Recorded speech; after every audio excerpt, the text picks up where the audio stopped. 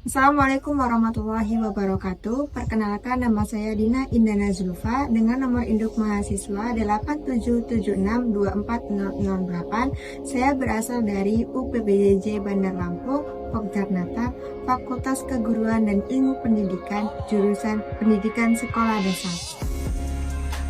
Pada kali ini saya akan melakukan tugas mata kuliah PDGK 4107 Praktikum IPA di SD pada modul 1 tentang makhluk hidup dengan judul Praktikum Simbiosis. Selamat menyaksikan. Apa itu simbiosis? Simbiosis adalah hubungan erat antara dua makhluk hidup yang berbeda jenis. Simbiosis dibedakan menjadi 3. 1. Simbiosis mutualisme. 2. Simbiosis komensalisme. 3. Simbiosis parasitisme. Hal yang diperlukan untuk persiapan pengamatan ialah 1. Alat-alat tulis. 2. Lembar pengamatan. 3. Lingkungan sekitar. Simbiosis mutualisme merupakan interaksi antara dua makhluk hidup berbeda spesies yang saling menguntungkan. Dalam hubungan ini, tidak terdapat pihak yang dirugikan karena kedua organisme memperoleh manfaat dari keberadaan satu sama lain.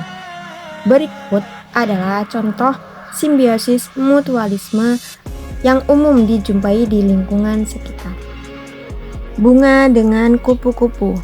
Manfaat bagi bunga yaitu proses penyerbukannya terbantu melalui perantara serbuk sari yang dibawa oleh kupu-kupu sehingga dapat menghasilkan buah dan biji. Sedangkan manfaat bagi kupu-kupu, kupu-kupu memperoleh nektar dan serbuk sari sebagai sumber energi. Contoh simbiosis mutualisme selanjutnya adalah bakteri starter dan air. Bakteri starter mendapatkan manfaat berupa rumah dan air mendapatkan manfaat bahwa kehidupan ekosistem di dalamnya akan menjadi sehat.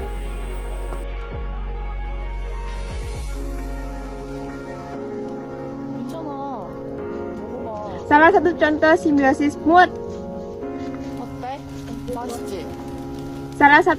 simbiosis mutualisme adalah cacing tanah dan tanah. Cacing mendapat manfaat berupa tempat tinggal di dalam tanah. Tanah mendapatkan manfaat berupa kesuburan. Tanah yang ditempati cacing menjadi lebih gembur, subur, dan sehat secara fisik, kimia, maupun biologi. 2. Simbiosis komensalisme. Simbiosis komensalisme merupakan interaksi antara dua makhluk hidup berbeda spesies, di mana satu pihak memperoleh keuntungan, sedangkan pihak lainnya tidak dirugikan dan tidak diuntungkan. Hubungan ini bersifat netral bagi salah satu organisme. Cabai Jawa yang menjalar pada tembok. Cabai Jawa memperoleh penopang untuk tumbuh menjalar ke atas, sedangkan tembok tidak mendapatkan keuntungan atau kerugian apapun. Di sini ada daun sirih yang merambat pada pohon nangka. Tanaman sirih memperoleh penopang untuk tumbuh menjalar ke atas guna mendapatkan intensitas cahaya matahari yang cukup. Sedangkan pohon nangka digunakan sebagai penopang tidak mengalami kehilangan nutrisi karena tanaman sirih tidak bersifat parasit.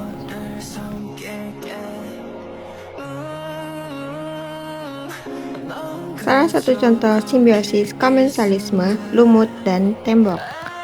Lumut mendapatkan keuntungan berupa tempat tinggal, sedangkan tembok tidak dirugikan dan tidak diuntungkan. 3. Simbiosis parasitisme. Simbiosis parasitisme merupakan interaksi antara dua makhluk hidup berbeda spesies, di mana satu organisme memperoleh keuntungan dengan cara merugikan organisme lain.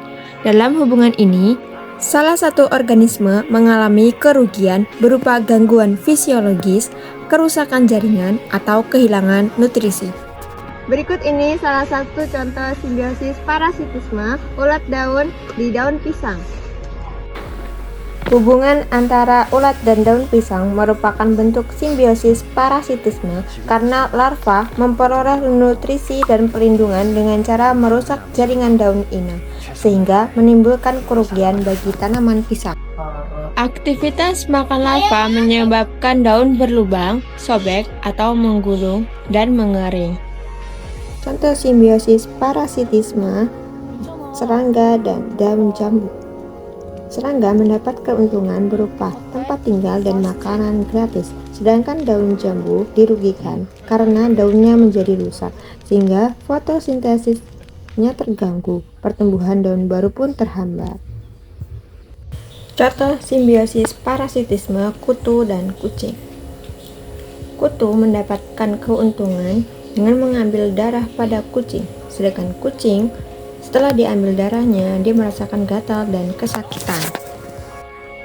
Kesimpulannya adalah simbiosis merupakan interaksi biologis yang terjadi antara dua organisme berbeda spesies yang hidup bersama dalam kurun waktu tertentu dan membentuk hubungan ketergantungan.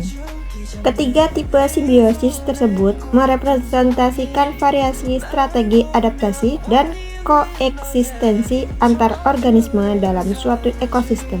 Perbedaan fundamental terletak pada konsekuensi ekologis yang diterima oleh masing-masing pihak, yaitu saling menguntungkan sebagai mutualisme, netral, dan merugikan. Pemahaman terhadap konsep simbiosis memiliki signifikansi dalam bidang ekologi, pertanian, dan kesehatan untuk menjaga stabilitas ekosistem serta mengelola interaksi biologis. Sekian video praktikum dari saya. Terima kasih.